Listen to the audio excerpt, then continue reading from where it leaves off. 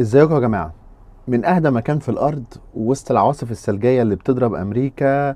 هكلمكم النهاردة على ماتش وادي دجلة اللي هنلعبه بكرة، اللي أنا شايفه أصعب ماتش للأهلي في الدور الأول من كل الماتشات اللي احنا الصعبة اللي احنا لعبناها. ليه بقى؟ لأن الكابتن محمد الشيخ بيقدم أحلى كورة في الدوري المصري، وكفاية إن هو كاسب آخر 3 ماتشات ورا بعض، منهم ماتش غزل المحله قدام عبد العال، علاء عبد العال، وكسب 3. انت متخيل؟ فرقه بتلعب على الارض.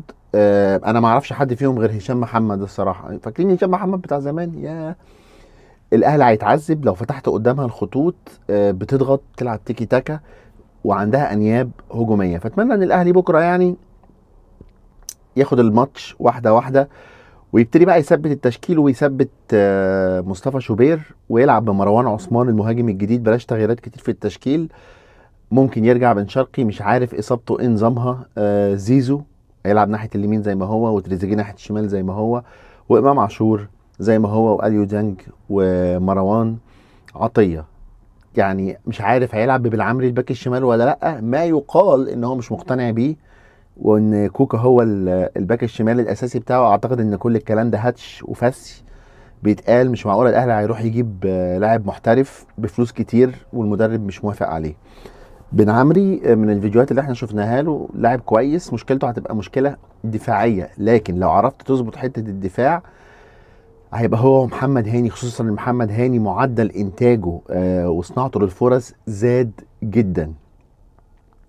يبقى انت كده عندك بن محمد هاني ناحيه اليمين بيطلع وبيتقدم ومتعاون جدا مع زيزو، وبن عمري ناحيه الشمال. وده اللي يفسر لك ليه تورب بيلعب باتنين ستة طول الوقت، علشان يسد الفجوه ما بين خط النص والدفاع، وعلشان انت دفاعك ما بتعرفش تطلع بالكوره وما عندكش مدافعين صراع.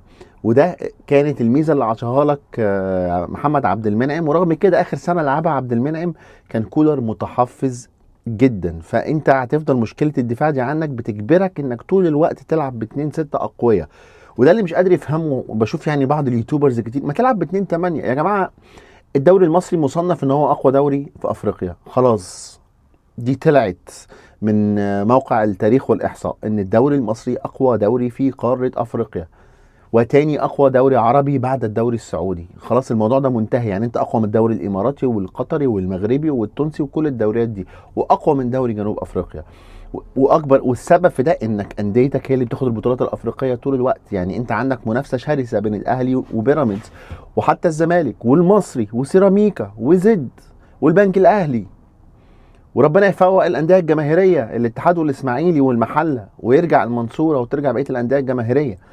احنا بس اللي بنقلل من نفسنا وبنقول ان احنا رابع اخر دوري في العالم، عشان انتوا عارفين ان في ناس عندنا فشله بتحاول طول الوقت تلزق التهمه دي عشان تقلل من انجازات الاهلي وتضغط على الدوله عشان هي تاخد مساعدات ما تستحقهاش. ربنا يصلح حالهم. وده يودينا بقى للغز مهاجم النادي الاهلي. فاضل 3 ايام يا كابتن بيبو. 3 ايام فاضلين. 3 ايام فاضلين على قفل باب الانتقالات، وبنكرر كارثة كل سنة. ولولا حسن الحظ والصدفة الكونية اللي جابت لنا وسام ابو علي، اللي هو اصلا كان ترشيح من واحد على السوشيال ميديا قدمه للسكاوتنج في الاهلي فجابوه، لان هما ما كانوش لاقيين برضو مهاجم قبليها، وقبليها كانوا جايبين مودست في نفس الظروف.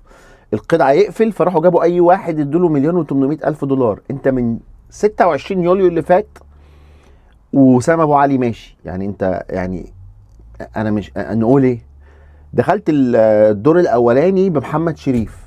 محمد شريف اللي ما قدمش حاجه، اللي نسى الكوره، اللي خلاص دوره انتهى، واحتمال تطلعه في صفقه تبادليه علشان تجيب اسامه فيصل. انت متخيل؟ اسامه فيصل. قعدنا من شهر 10 واحنا عمالين نتكلم على ابراهيم دياباتي، وشي مش عارف مين الفلسطيني، وشي مين السوري، وشي مين العراقي، وشي مين يزن النعيمات، ومين البرازيلي، ومين الهندي، ومين الافغانستاني. يا جماعه انت ناقص تجيبوا لي رفعت الفناجيلي من التربه. اسامي اسامي اسامي. وكميه التسريبات اللي بتطلع مع الصحفيين بتوع الاهلي، وخصوصا الاستاذ ابو المعاطي زكي، اللي هو انا مش فاهم ازاي بيطلعوا له الاخبار، مع احترامي الكامل ليه والله. وهو بيديك كميه اخبار سلبيه ويكرهك في الاداره، يحسسك ان ان المهاجم جامد جدا يقعد يتكلم عليه يومين ثلاثه، ويجي يقول لك الصفقه فشلت عشان الاهلي عايز يقسط مليون دولار. فالاهلي مش هيجيب مهاجم عشان مش عايز يقسط مليون دولار. الاهلي اللي لسه دافع 60 مليون جنيه في الجزار المدافع، مدافع ب 60 مليون جنيه، هيقعد احتياطي، هيقعد احتياطي لياسر ابراهيم ومرعي، جايبه ب 60 مليون جنيه اللي هو اكتر من مليون دولار، فمش قادر يدفع المليون دولار. هل ما فيش سيوله دولاريه؟ طب ما تاخد الفلوس من ياسين منصور وتديها له بعدين، او من الضماطي او من الجرحي. فالصراحه الصحفيين دول بيقفلوا الجمهور من النادي الاهلي، هم بيزودوا دراما عشان المشاهدات، وانا مقدر ده وفاهم ده، لكن مش كده يا جماعه. دلوقتي الكلام بقى على ايه؟ على محمد محمود، وهو مهاجم فلسطيني تحت السن، محترف في الدرجه الثانيه في الدوري الالماني. بيقولوا كويس، شفت له فيديوهات كويس، بس هل هو بيطلع نار من بقه؟ هيتأيد تحت السن وكده كده فلسطيني. كميش مهاجم برتغالي بيلعب في الدوري النرويجي، شبه شيكو بنزا. لما دخلت دورت وعملت سيرش عليه لقيت ان هم بيقولوا ان هو مجنون، يعني حاجه شيكو بنزا خالص. طب وليه نخاطر في حاجه شبه دي؟ والألعن ان الاهلي خلص مع النادي بتاعه واتفقوا وقالوا لهم استنوا بقى نرجع للمدرب ونشوف رايه نجيبه ولا ما نجيبوش. انت رايح تتفاوض مع واحد ياس تورب ما شافوش اصلا، عشان لو باظت الصفقه وما جبناش مهاجم تقول ان تورب هو السبب زي ما عملت في حامد حمدان. ونروح للثالث اللي هو نزير بو علي الجزائري، وده المفضل بالنسبه لي واللي اتمنى ان الاهلي يجيبه ده لو جبنا مهاجم اساسا. بروفايل حلو، بيشوط بيمينه بيشوط بشماله، بيلعب بدماغه، سريع مش بطيء، بيلف كويس، بيحجز على الكوره. انا شايفه انسب واحد الاهلي محتاجه، وجزائري وعنده الجرينتا بتاعت محاربين الصحراء. اتمنى ان هي دي اللي تتم.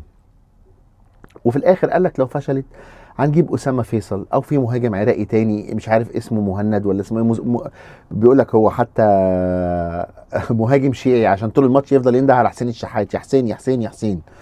ما علينا يعني مش عارف، هي الكارثه اللي بتتكرر كل سنه. وكابتن سيد عبد الحفيظ راح اوروبا مره مرتين واختفى. تفسيري الايجابي واللي هو بيحسن الظن ان الاهلي بيحاول يقفل قوي وانه بيسوحنا كلنا، وهو في الاخر هيفاجئنا بالمهاجم. وده لو حصل يعني يبقى شابوه. وبرضه حتى لو حصل وقلنا شابوه، انت جايبه في اخر شهر يناير، عقبال ما يخش في الفرقه هيكون دخلنا في اخر شهر 2. هينسجم امتى مع كميه اللعيبه اللي انت جايبها؟ انت جاي حد يجيب 7 لعيبه في يناير يا جماعه؟ احنا تقريبا جبنا كل المدافعين بتوع مصر، كل المدافعين بتوع مصر، علشان نضمن ان محدش فيهم يروح لنادي تاني.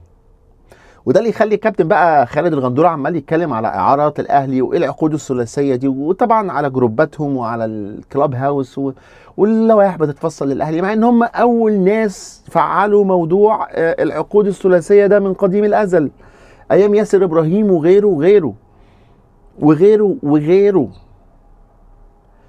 الشناوي ولا شوبير؟ طلعت اخبار ان الشناوي اشتكى لوليد صلاح الدين. بص بقى، اشتكي ما يشتكيش، انا كمان ضد انا اصلا ضد مبدا ان الدور ده يلعب ماتش وده يلعب ماتش. شوبير ركب خليه يكمل. هل انا واثق في شوبير مليون في المية؟ لا، اكيد هيغلط، اكيد هيحصل عليه ضغط، وقوته هتحصل في ان هو يتحمل الضغط ده. انا مش هتحمل ان الشناوي يلعب كاس العالم يا جماعه، لان انا بالنسبه لي المنتخب اهم من الاهلي واهم من الزمالك واهم من الدوري المحلي. بحب الاهلي، لكن المنتخب احسن بالنسبه لي علشان بتشجع كده ومفيش وجع دماغ. معظم الناس شبهك بتشجع المنتخب. المرضى النفسيين اللي ما بيشجعوش منتخب، سواء اخوان ولا زفت ولا قطران، يعني او حد شايف ان هو مظلوم، النادي بتاعه مظلوم مع المنتخب، فانا مش هشجع المنتخب. اخر حاجه بالنسبه للتلج ده يا جماعه، انا عايز اقول لكم ان انا عشان اطلع العربيه واعرف اروح الشغل، شغلي الساعه 7، صاحي من الساعه 4 الصبح وبالفاس، لدرجه ان انا مش قادر اشيل التليفون اصلا اصور بيه، اقسم بالله. احنا بنعاني هنا يا كابتن مدحت. وده زائد ان فاتوره الكهرباء والغاز جايه لي الشهر ده، انت مش متخيل الرقم، بسبب انك بتولع الدفايه في البيت. وده يوريك الحروب اللي بتقوم على ثرواتنا، على ثرواتنا هناك، والدول اللي بتتزرع هناك عشان تأمن ثرواتنا، وهي بتروح للناس اللي هي بتسرق خيراتنا. يعني كانت حته كده كانت حزقاني وعايز اقولها. على العموم لو عجبك الفيديو اعمل لايك وشير وسبسكرايب، وما تنساش تغز الجرس، وسلام.